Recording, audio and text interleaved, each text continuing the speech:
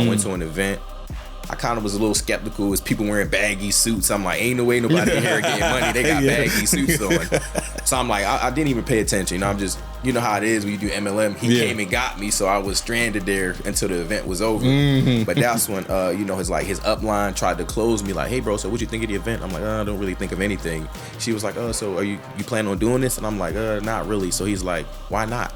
I'm like, just don't seem like for me. He's like, what's not for you, making money? So I'm like, nah, of course I want to make money. So he's like, let's get it done then. So I just kept coming up with every single excuse, but then he said one thing. He said, so you just gonna sit here and watch your best friend get rich? Best friend, he was just sitting in the corner, just staring at me like looking determined. I'm like, he's gonna do this shit with or without me. So I never wanted to be loyal to a situation that wasn't benefiting me. Yeah. So that's what I feel like most people don't like network marketing for, because a lot of people get in the cult mentality of like, oh, don't quit. But if this shit don't make dollars, it's not making sense. And you got a family to take care of. So I'm like, I feel like the number one thing you get out of network marketing is mindset. You know, you got all of the classes, all of the trainings, and it's kind of like they create that cult-like culture where it's like they're brainwashing you for success. So it's like, even though it kind of sometimes people get one-sided and they're like, oh, I'll never leave this company, they forget the reason we joined was to get rich. If you can get past the opinions of your friends and family, you can make a fortune. And so those are the people that a lot of the times we care so much about what they think, but that's holding us back. You know, I'm sick and tired of having to live in shitty apartments, and you know how it is. We all live in the credit game.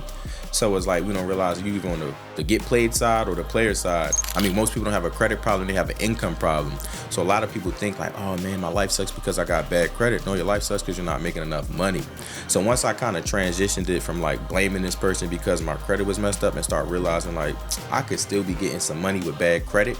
And that's kind of like what like created that spark. So what I tell people is like, a lot of people think they know what to do, but the reason why they haven't taken any action is because they haven't invested. If you pay a person $5,000 to learn a specific thing, oh, you better believe you learn. They say jump, you gonna jump. But if you don't spend anything and somebody gives you that same information, it's kind of like, I'll use it when I want. I'll do what I want. If you pay somebody right now $3,000, you're doing push-ups and sit-ups because you want to be the reason why. You want to say that shit don't work. So you're doing it out of spite. Like, I'm gonna do everything they say just to show me it don't work. Right. You know, just to show that. But what's gonna happen is it's gonna work. Yeah, and then you get the result you was looking for anyway. Exactly. And credit is one of those things that you just can't skip the process. You can't, bro. You gotta fix your credit. You gotta learn how to build your credit. You gotta learn how to get access to capital, and then more importantly, you gotta know how to invest the capital so you don't just end up in the bad position again owing these banks. Because that's why I tell people, like, do you really need funding? Or do you need a skill? Let's get you the skill first. Then let's get you some funding.